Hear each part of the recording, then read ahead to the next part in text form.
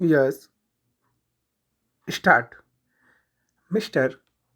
Vice Chairman, sir, the most dramatic event of the last year and perhaps the most significant in the history of free India was the underground nuclear explosion. The President's address has taken due note of this event, and the President has rightly congratulated our nuclear scientists and engineers on this important achievement. However, a series of omission in the President's address is that he made no mention of the hundreds of other scientists who are working in equally important fields such as agriculture and fisheries, particularly this year when agriculture has become the whole pilot of our national progress. Like progress. I have liked the president to have made at least a mention of those dedicated scientists and technologists who have been doing brilliant work for the development of our countryside. Whenever one visits an agricultural research institute in any part of the country, one is impressed by the dedication and energy of our young scientists engaged in doing the most advanced research in agriculture, dairy, fisheries, soil research, reclamation of desert areas, forestry, all of which are crucial to our development. At the same time, one gathers the impression that there is a great deal of frustration in our scientists today on account of lack of encouragement and the poor conditions in which they often have to work. Atomic scientists are perhaps somewhat better looked after than the other scientists, but on the whole, we cannot say that we have treated our scientists very well.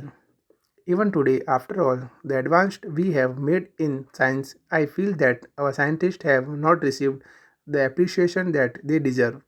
The majority of them are still treated just like functionaries in a government department. Poor salary, indiscriminate transfers, promotion of people merely according to seniority and not on the basis of merit or special experience. These are the complaints that I have heard from scientists whenever I visited any of our leading scientist institutions. I suggest, sir, that the time has come when we should not only raise the prestige of our scientist community but also sustainable improve their material rewards and conditions of work. When I say material rewards, I do not mean just salary. More important is the kind of working and living conditions we provide for the scientist, how far we can reduce their domestic worries so that they can concentrate on their work. It should not be beyond the means of our government to provide our scientists cheap housing, special educational facilities for their children, concessional travel facilities, and so on. Sir, in the almost every socialist country, particularly in the Soviet Union, scientists are treated as the cream of the society. In India, if we look around, who are the elite of our society?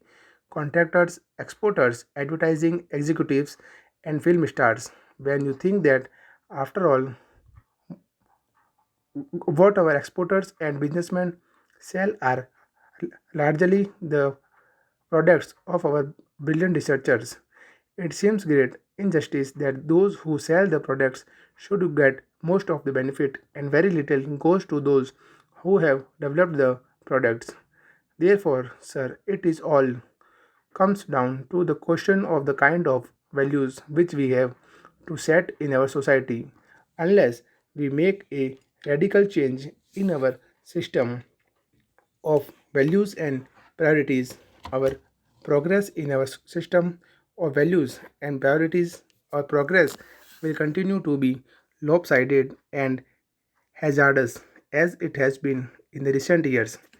It has become more evident now than ever that only through advanced science and technology we can improve the conditions of the vast masses of our people who live in the rural areas.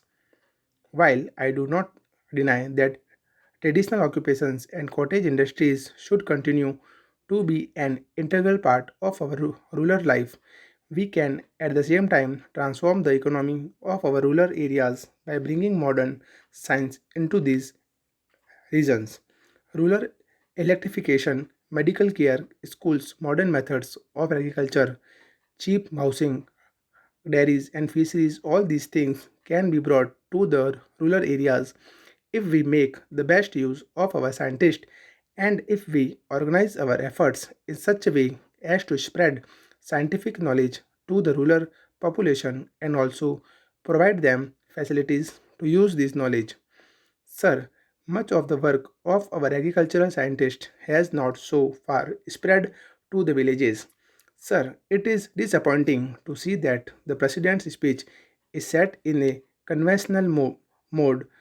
Many of the new ideas that have been discussed in the last year have failed to get a mention, while the importance of fertilizers, power, steel, coal, and oil is mentioned. I do not see any reference to the use of solar energy, wind power, or gobar gas. I do not think, sir, the dignity of the presidential address would have been in any way impaired by the mention of gobar or the conversion of sewage into useful manure. These, I submit, are the new tools by which we can raise the standard of life of our people living in our villages. Full stop.